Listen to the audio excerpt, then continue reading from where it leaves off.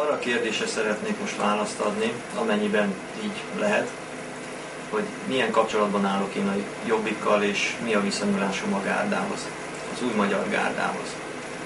Sokan keresnek meg napi szinten, és teszik fel azt a kérdést, hogy mi történt köztem és a Jobbik között, miért távolodtam el a Jobbiktól, és mi a gondom a Jobbikkal és a magyar gárdával. Azt kell, hogy mondjam röviden erre a kérdésre válaszolva, ez igaz a világon semmi. A gárdát és a Jobbikot túlnyomó többségében, zömében tisztességes magyar becsületes emberek alkotják, és dolgoznak azért, hogy a szerb-magyar jövő megszülessen. Amióta a nemzeti oldalon, ha lehet így fogalmazni, bár ez külön eszmecserét érdemelne, hogy megvitassuk, hogy mit is jelent a nemzeti oldal, amióta ezen az oldalon tevékenykedem, beszélgetek, ismerettségeket kötök emberekkel, rá kellett, hogy jöjjek arra, hogy gyakorlatilag semmi nem az, aminek látszik. Jó fél évvel ezelőtt elkezdtem azokat az információkat hozni a postaimre.com-on, amely információk most már a zsidó médiában teljes telítéken vannak. Akkor azért kezdtem ezt el, mert jelezni akartam Vona Gábornak és közvetlen körének is, mint hogy a Magyar Gárda vezérkarának is, hogy olyan úgynevezett anomáliákkal találkoztam én, amelyet, hogyha nem tesznek tisztába, akkor itt neki sem érdemes menni a választásnak, mert darabjaira lesznek szétszedve. Olyan emberek nyomulnak, olyan emberek törekszenek a hatalom irányába, képviselve a magyarokat, amelyeknek nem sok köze van a magyarokhoz. Egyre többen veszik észre azt, hogy a Jobbik vezérkara tele van zsidóval. Ezek nemzetbiztonsági kérdés most már, ez a kérdés, ugyanis ha alapvetésnek vesszük föl azt, hogy Izrael elfoglalja Magyarországot, izraeli haderők vannak az országban, ez már több mint bebizonyított tény. Pontosan lehet tudni, hogy 2006 óta, amikor lebuktak bevetett izraeli katonák, csak nyíltan erről nem akar senki sem beszélni, mert akkor ugye a nemzet vezetőinek hazárulását is terítékre kellene, hogy vegyük. Azóta pontosan tudjuk, hogy hadi állapotban állunk. Ezért megengedhetetlennek tartom azt, hogy zsidó a parlamentbe bekerülhessen. A Jobbik először, mint tényleg radikális párt, kezdte ugyanezeket a hangokat hangoztatni, ezt a húrt pengetni, aztán ahogy véleményem szerint az EP választások eredményén felbozdulva gyorsan hangnemet váltott, és gyakorlatilag az igazi probléma, ez pedig a zsidó probléma lekerült a palettáról, és maradt a cigány kérdés, és természetesen a cigány kérdésre húzzák rá az igazi nagy kérdést, ami a magyar kérdés. Ha nem beszélünk a fő ellenségről, Izrael által megszállt Magyarországról, nem beszélünk ennek a technikájáról, a lakótelepekről, a NATO bázisokról, amiből 12 darabot a parlament szavazott meg, hogy legyen Magyarországon.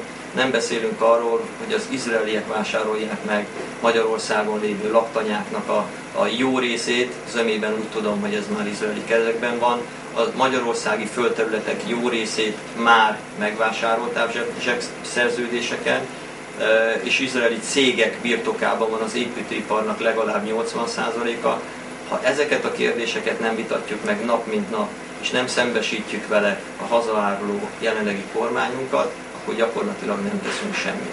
A Jobbik jelen pillanatban polkorrekté vált, nem hangoztatja ezeket a kérdéseket, beleilleszkedni próbál, belesimul abba a közegbe, amely le fogja őt darálni. Én nagyon sajnálom, mert jelen pillanatban az látszik, hogy mind a terrorizmus vágyával vádolt Budaházi Gyuri esetén keresztül húzzák bele őket abba a csőbe, amely csőből nem nagyon van kiút, és ezzel együtt az úgynevezett nemzeti radikalizmus, amit áttereltek a politikailag szalonképes vonalra, dugába fog dőlni. Ha ez dugába dől, akkor nagyon sok ember, nagyon sok elkeseredett ember lesz majd a nemzeti oldalon, aki újra keresi az útját, és azt mondja, hogy most már nem bízik és nem reménykedik semmibe, mert már megint át lettek vágva. Kiderül az, hogy senki nem az, aminek látszik, sem a Jobbik vezérkara nem az, aminek látszik. Én kerestem velük a kapcsolatot nagyon sokáig, próbáltam Vona Gábort meggyőzni észérvekkel. Volt, hogy sikerült is összeülni és beszélgetni, amely beszélgetés után minden ugyanúgy zajlott, mint hogyha meg se történt volna az a beszélgetés. Én még tavaly nyáron próbáltam összehozni a nemzeti kerekasztalt, úgyhogy nem is akartam én feltétlenül ott ülni, hogy a Magyarok Szövetsége vezérkarával üljenek össze, és jöjjön létre az a fajta nemzeti egység, amely nemzeti egység most már még parlamentáris keretek között is véleményem szerint nagy többségre számíthatott volna.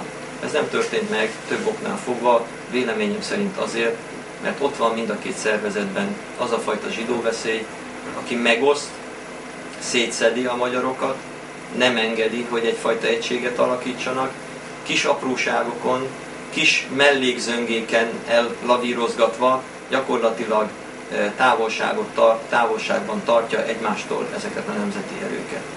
A nagy probléma az, hogyha most a Jobbik nem teszi meg azt a szívességet ennek a kormányzatnak, hogy legalizálja egy választásokkal, akkor gyakorlatilag egy rendszerváltás, mondhatnám azt, hogy minden zökkenőmentesen, tehát nyilván zökkenők lesznek, és nem akarok senkit sem áltatni azzal, hogy ez csak békességben mehet végbe. Valószínűleg nem is így lenne, hisz a rablott nem fogja majd a zsidó visszaadni, csak úgy önmagától. Nyilván valamiféle kényszerítő erőt, eszközt kell alkalmazni, amelynek egyik eszköze az, hogy a magyar rendőrség az kerüljön végre magyar irányítás alá, és a hatályos törvényeket legalább betartva hajtsa végre a feladatát. Senki nem akar itt olyan radikális változásokat, amely nagyon sok ember áldozatot követelne. Jelen pillanatban probléma ott van, ahogy én látom, hogy a Jobbik beleterelte az embereket abba a látszatba, amelyből nem tudnak aztán jól kijönni, ugyanis hogyha a választásokig eljutunk egyáltalán, és nem darálják le addig a Jobbikot olyan információkkal, amelyekkel a titkosszolgálatok magasan rendelkeznek, és napi szinten ezeket a biliket borítják ki, ha eljutnánk eddig a választásokig, és Jobbik bekerül a parlamentbe, akkor nagyon sok most is éhező és didergő ember abban reménykedne, hogy akkor majd gyorsan változások állnak be. Erre semmi esély nincsen. Előre látható egy fél évig döntésképtelen parlament, gyakorlatilag csak időhúzásra alkalmas, és azt is tudjuk, hogy a Fidesznek pontosan ez az érdeke. Ezt nem engedhetjük meg magunknak, és ezért kérem és felszólítok minden egyes olyan gondolkodó ember, aki most még azt látja, hogy a parlamenten belül, akár a Jobbik keretein belül képes lehet arra a radikális változásra, amelyet már a Jobbik jelenlegi programja igencsak mellőz, de a korábbiban még elképzeléseiben szerepel, akkor gondolja át, és tegye a szívére a kezét, hogy van-e még arra időnk, hogy akár egy ilyen telet végigcsináljunk, mint ami a jelenlegi. Meggyőződésem szerint erre idő már nincsen, készüljetek fel a változásokra, készüljetek fel a rendszerváltásra.